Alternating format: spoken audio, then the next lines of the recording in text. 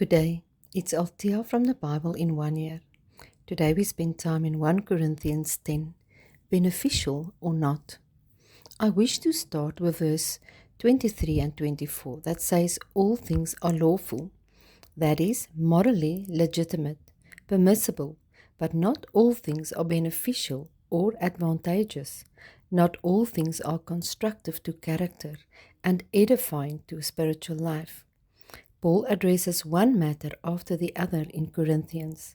He is concerned about the spiritual health of the Christians particularly. My husband and I have a saying in our house: I am drifting.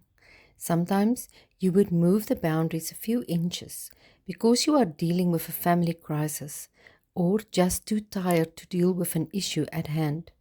Before you know it, the boundary is way off and you have another bigger problem to deal with that was not a problem before. Paul highlights these things that steal our attention away from God.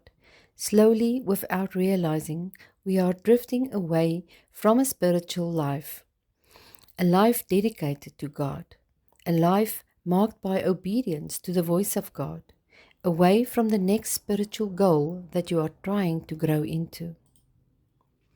Paul starts the chapter to describe that the cloud, a visible sign of God's presence and God's protection, followed them from slavery to the promised land. This is a prefiguring of unbelievers that come to know Christ. They all experience the open sea, and they pass through on dry ground. This is a picture of baptism. They identified with Moses, just as a Christian passing through baptism identify with Jesus, as we read in Romans 6, verse 3 to 4. With God's miraculous provision of food and drink during their wilderness time, God sustained them, as we read in Exodus 13 to 17. This is a prefiguring of the spiritual food and drink we receive from the Lord's table, building a relationship with Him through reading His Word, prayer, and communion, as we read in 1 Corinthians 11, verse 23 to 26.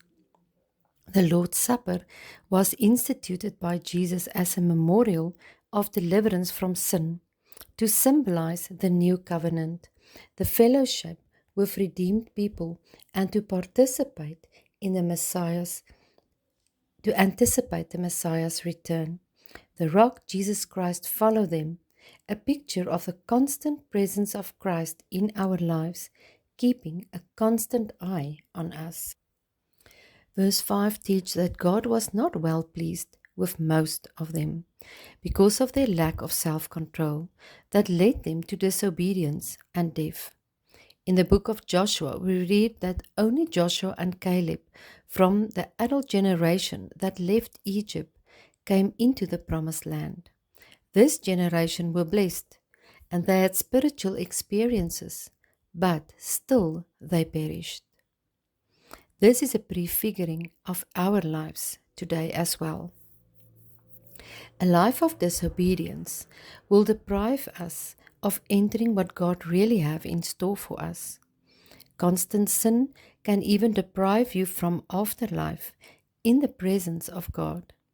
Here Paul is concerned about the Corinthian Christian who partake in all the ordinances of the gospel and seem to think that this will secure their salvation, although they also partake in adulterous feasts.